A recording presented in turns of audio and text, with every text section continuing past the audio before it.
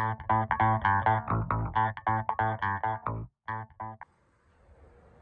guys, so I have this Kenmore fridge and it's not cooling. Here's the model number and stuff. And I tried turning these knobs, nothing at all, so I turned it off right now. What I was hearing was a click going on and off on the back of the compressor. So here's the back side. So what I noticed was this compressor was kind of warm, and the relay over here was making the noise. So I removed the relay, and then I'm gonna go ahead and replace it. They don't sell that relay anymore, so you have to buy a kit. If you buy it from a parts store, it may run you around 50 bucks or something like that. But those are sometimes hard to get. So, you know, I'm trying to help out a family. This family can't afford purchasing a new fridge, you know, so I'm just here to help. I don't do that for a living.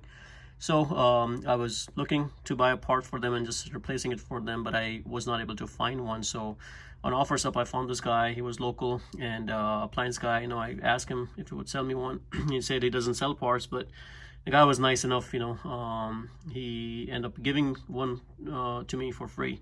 So kudos to him. You know, I'm gonna leave his information at the bottom. Maybe you guys can give him some business, you know, for his good deed. But you know, I'd really thank that guy for donating me one, you know, so I can help this family out. So it's hard to find these kind of people, you know. I'm not associated with that guy. I don't know him personally, but what he did was great, you know, for this family. So again, thank you.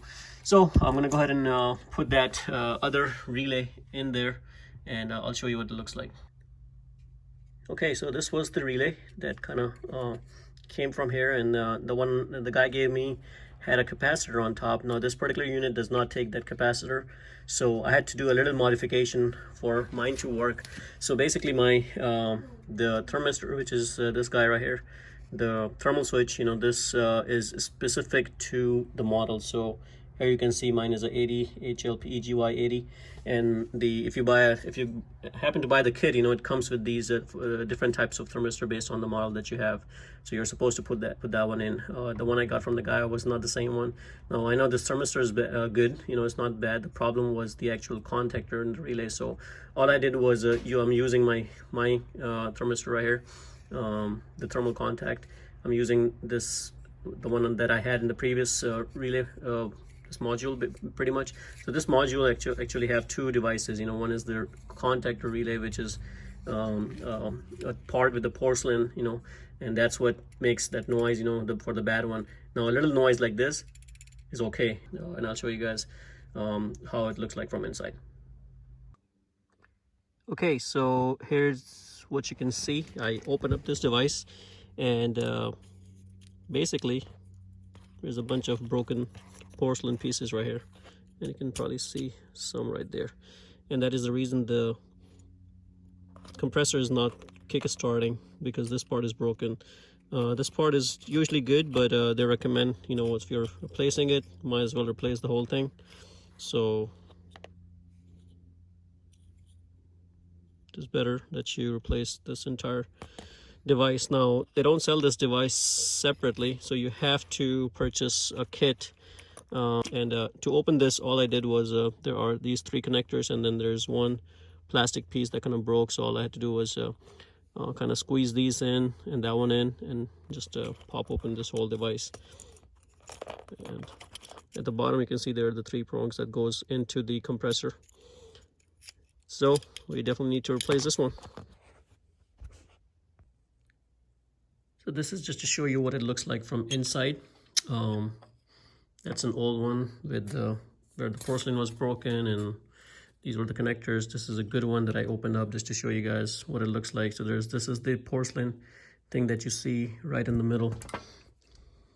This guy right here. This is all porcelain. This is what it breaks.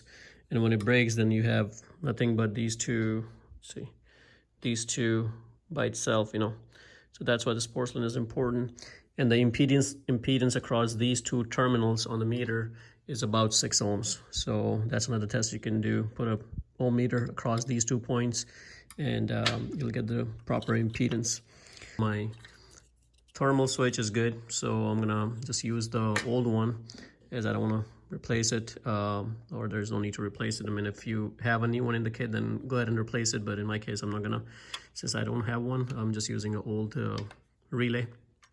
And this is I just swap up the old thermal switch in there and put on the new cover and slap it back in. That should fix my problem. Okay, so I did the modification and I'm ready to put this one in there. And as you can see, it's a 3-prong, and in most of the cases the bottom one is going to be left alone by itself, and then the top one, and I'm gonna just plug this in. But before I do that, I'm gonna go ahead and connect the wires. So you want to make sure you connect the wires the way you found them. So in my case, I had the red one over here, and then I only had the white one on one of them. The other one was just by itself. And this is the ground that goes right here on the ground side. And there was no cover on this. Seems like they at some point had it repaired, you know, so there's no cover on top. Normally there's liquid plastic cover. So I'm gonna go ahead and put it back the way I found it.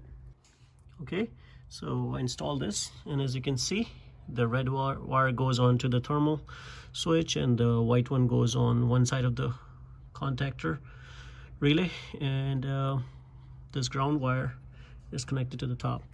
You may have a different configuration, you know, but doesn't matter what you have. This is a very common problem, you know, anytime your compressor is not kick-starting, or if you hear a click from there and your compressor is warm, and that was the case in mine. So I'm gonna go ahead and fire this baby up.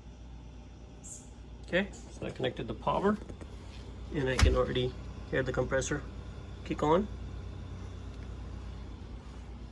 And now I can feel the airflow. The best place to check is the freezer first. You can already feel cool air coming in through. So guys, that was an easy fix. You know, if you were to find the relay, I mean, they're cheap, and just by this you should have a working freezer. So hopefully it helps you guys out. Again, kudos to the guy who gave this to me for free. May God bless him. And hopefully you guys enjoyed the video. If you liked the video, please subscribe to my channel and like the video. Thank you.